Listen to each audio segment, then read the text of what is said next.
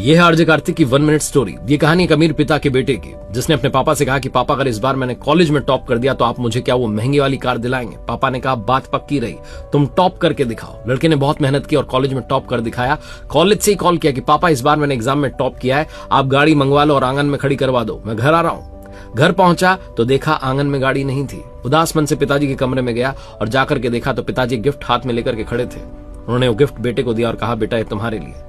बेटे ने अनमने मन से उन्हें प्रणाम किया और अपने कमरे में चला गया। गिफ्ट को अनरैप किया तो अंदर रामायण जी थी। उसका दिमाग खराब हो गया कि मांगा क्या था और मिला क्या।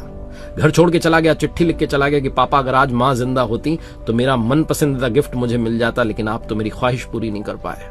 वो शहर छोड़ के चला गया, नंबर चेंज कर लिया, पिताजी से कोई कॉन्टैक्ट नहीं। नौकरी की, मेहनत की, बिजनेस शुरू किया और फाइनली वो कार खरीद ली जो पिताजी से मांगी थी। जिस दिन वो गाड़ी लेकर के आ गया शोरूम से, घर के बाहर वो गाड़ी खड़ी थी तो सोचने लगा कि क्या इस कार के लिए पिता से रिश्ता तोड़ दिया था, इस कार में रखा ही क्या है।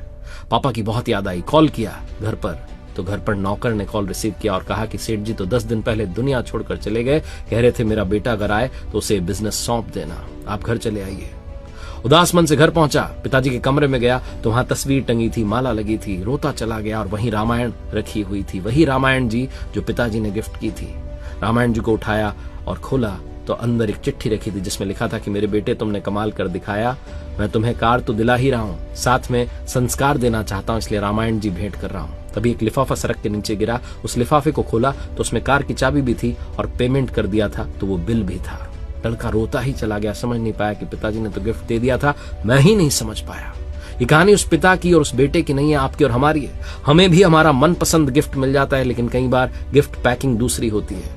ऊपर वाले हमारी हर ख्वाहिश को पूरी करते हैं, भगवान हमें हर वो गिफ्ट देता है जो हम चाहते हैं, लेकिन कई बार पैकिंग दूसरी होती है, हम समझ नहीं पाते और उन्हें कोसने लगते हैं। भगवान के दिए हर गिफ्ट को स्वीकार करना सीखिए, यही जिंदगी का सबसे बड़ा रहस्य है।